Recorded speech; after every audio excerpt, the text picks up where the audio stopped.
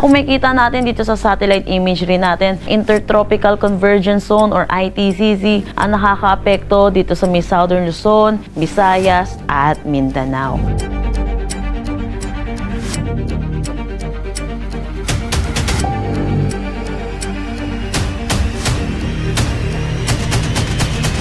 Manatiling may kaalaman at manatiling ligtas sa pamamagitan ng pagbisita sa aming YouTube channel para sa mga real-time na ulat panahon sa ating bansa. Laging tandaan, maging alerto at iba yung pag-iingat sa banta ng ulan, baha at pagguho ng lupa. Ngayon, oras na para marinig mula sa ekspertong meteorologist. Bibigyan tayo ng malalim na pagsusuri sa lagay ng panahon at ipapaliwanag ang anumang mahalagang kaganapan sa ating panahon ngayon o sa mga darating pang araw. Wala naman tayong nakataas na anumang gale warning sa anumang seaboards ng ating bansa. Para naman dito sa may Palawan, Visayas at Mindanao, Intertropical Convergence Zone or ITCZ ang nakakaapekto dito sa may Mimaropa, Western Visayas, pati na rin dito sa may Zamboanga Peninsula. Dahil dito, asahan natin makakaranas ng maulap na papawirin na may mga kalat-kalat na pag-ulan. Pero asahan din natin magiging mainit at malinsangan lalo na sa tanghali hanggang hapon na may mataas na tsansa ng mga pag-ulan sa hapon at sa gabi dulot ng mga localized thunderstorm. Para naman sa magiging panahon natin dito sa Luzon, may kumpul tayo ng kaulapan dito sa eastern section ng Luzon. Ito po yung easterlies or yung mainit at malinsangan na hangin na nanggagaling sa dagat Pasipiko.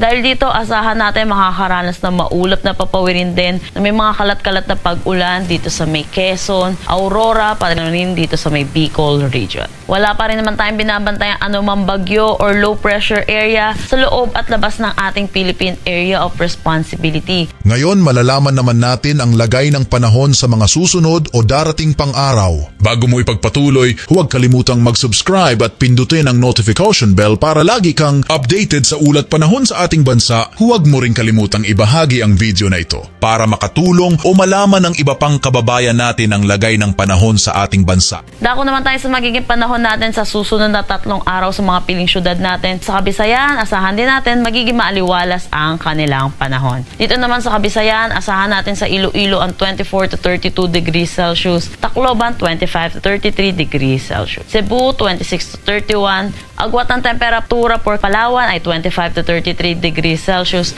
Kung makikita po natin, magiging maaliwalas po ang ating panahon dulot nitong easterlies. Pero tandaan po natin, mataas po ang tsansa ng mga pag-ulan sa hapon at sa gabi dulot ng mga localized thunderstorm. Agwat ng temperatura for Metro Manila 25 to 32 degrees Celsius. For Baguio, asahan natin ng 17 to 24 degrees Celsius. Lawag 26 to 33. Tuguegarao 24 to 34 degrees Celsius. Tagaytay 23 to 31 at Legazpi 25 to 32 degrees Celsius. Dito rin sa may Mindanao, asahan po natin magiging maaliwalas ang kanilang panahon at possible wala ng epekto itong Intertropical Convergence Zone at easterlies na ang umiiral.